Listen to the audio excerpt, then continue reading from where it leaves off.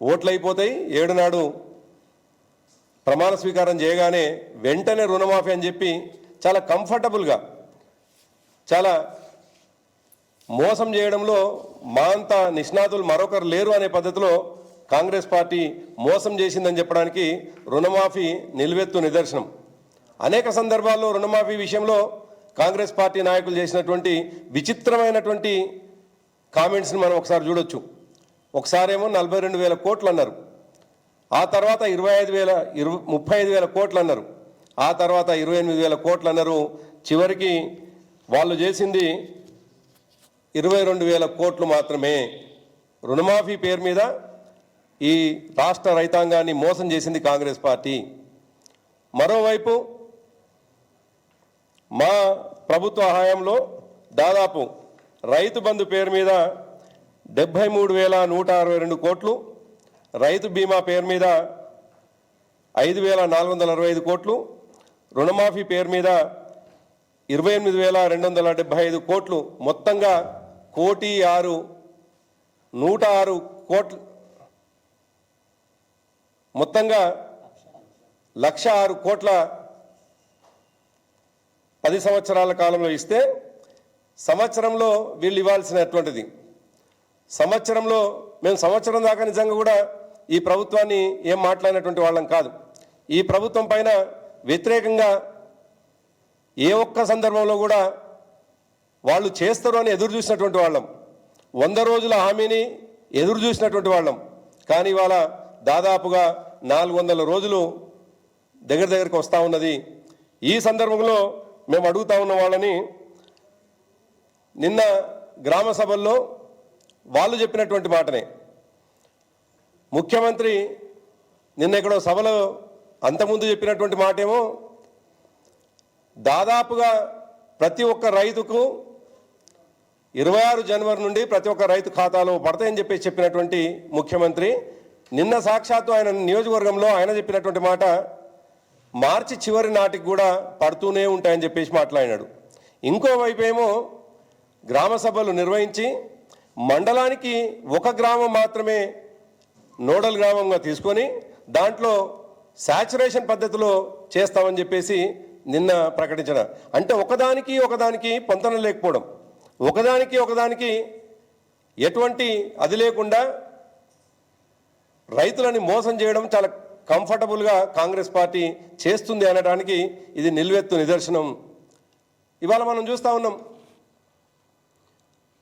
మండలంలో ఒక గ్రామం అయితే మొత్తంగా 600 గ్రామాలు దాటట్లేదు.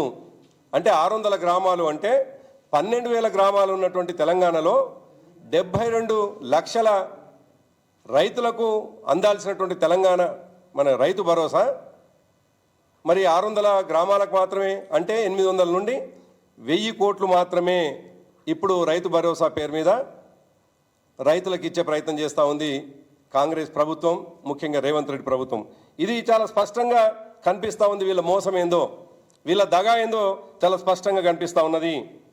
మరి అదే కాకుండా గ్రామాల్లో ఇవాళ గ్రామ సభలు జరుగుతూ ఉంటే మాట్లాడటానికి పోయినటువంటి వాళ్ళను ఈ పని ఎందుకు చేయలేదు, ఇచ్చినటువంటి హామీలని ఎందుకు నెరవేర్చలేదు అని అడగడానికి పోతున్నటువంటి రైతాంగాన్ని ఇష్టం వచ్చినట్టుగా లాఠీ చార్జీలు చేసి రైతుల మీద దాడి చేయడం చాలా స్పష్టంగా కనిపిస్తూ ఉన్నది.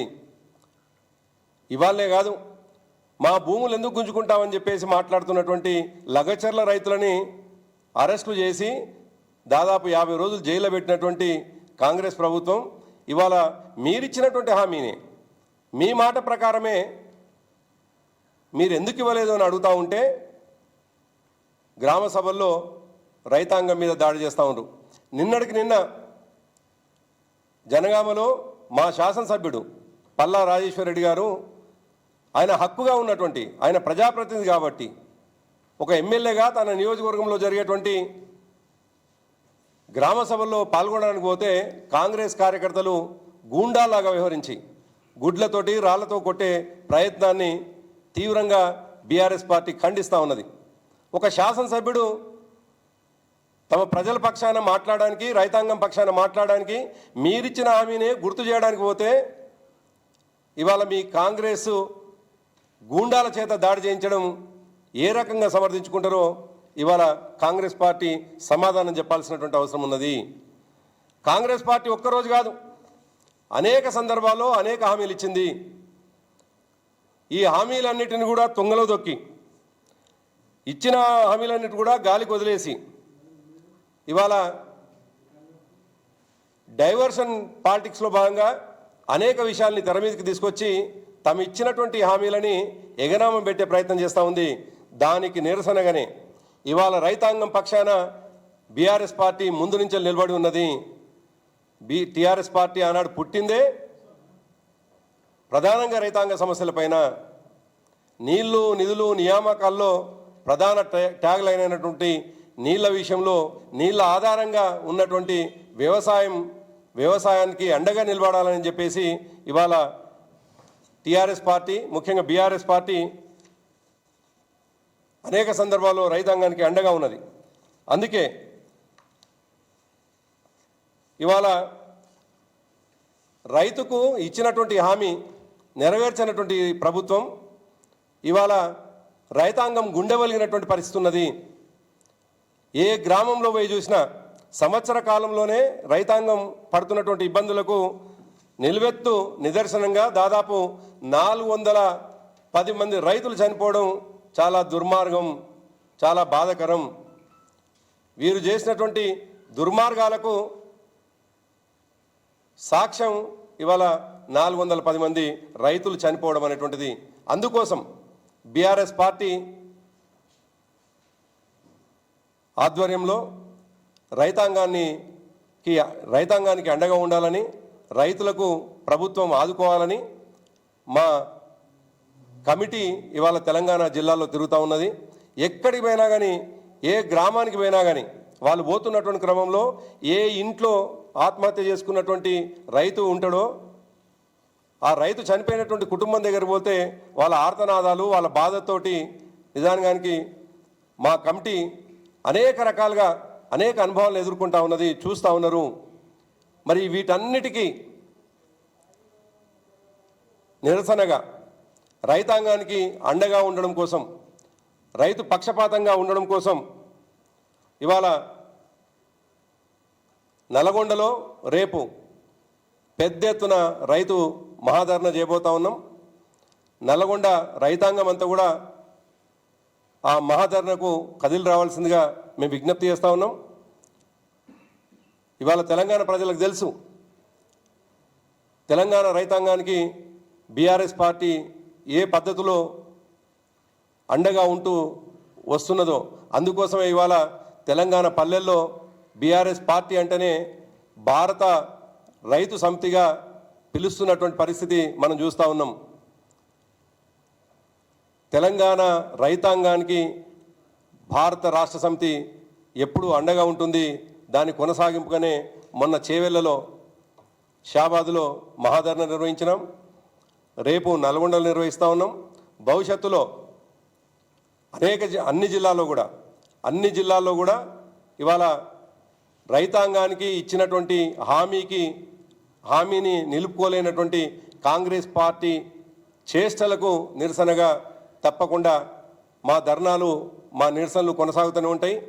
ఎటువంటి దాడులు చేసినా ఈ ప్రభుత్వం పోలీసులను ఉసుగొల్పి మా కార్యకర్తల పైన ఎటువంటి దాడులు నిర్వహించినా మేము రైతాంగానికి అండగా ఉంటాం, రైతు పక్షపాతిగా పనిచేస్తూ ఉంటాం.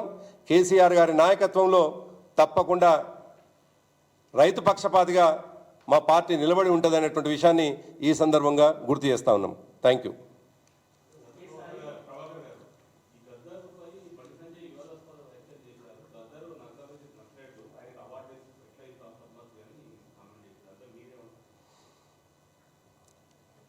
కామెంట్ చేసింది బండి సంజయ్, సమాధానం చెప్పాల్సింది ప్రభుత్వం.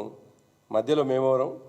గద్దరు డెఫినెట్గా ప్రజాకవి, ఆయన ఒక యుద్ధనౌక, ప్రజల పక్షాన అనేక సందర్భాల్లో అనేక రూపాల పోరాటం చేసినటువంటి వ్యక్తి.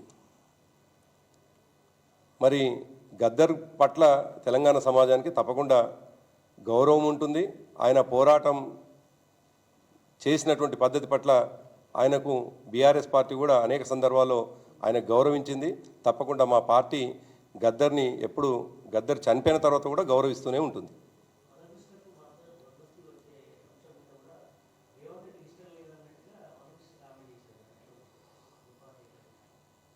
ప్రభుత్వం పద్మశ్రీలు పద్మవిభూషణ్లు వివిధ రంగాలకు సంబంధించిన వాళ్ళకి ఇస్తూ ఉంటుంది. దాంట్లో భాగంగా ఎవరు రికమెండ్ చేసిండ్రు ఎవరు రికమెండ్ చేయలేనటువంటి విషయాన్ని మేము పోక ఇచ్చినటువంటి వాళ్ళకి మాత్రం తప్పకుండా మా పార్టీ అభినందనలు తెలియజేస్తుంది. ఇచ్చినటువంటి వాళ్ళు తప్పకుండా తమకు వచ్చినటువంటి అవార్డుని గౌరవించుకొని సమాజం పట్ల అదే పద్ధతిలో వాళ్ళ పోరాటం కొనసాగితే తప్పకుండా వారికి వచ్చినటువంటి అవార్డు ఏదైతుందో దానికి కూడా గౌరవం ఉంటుంది.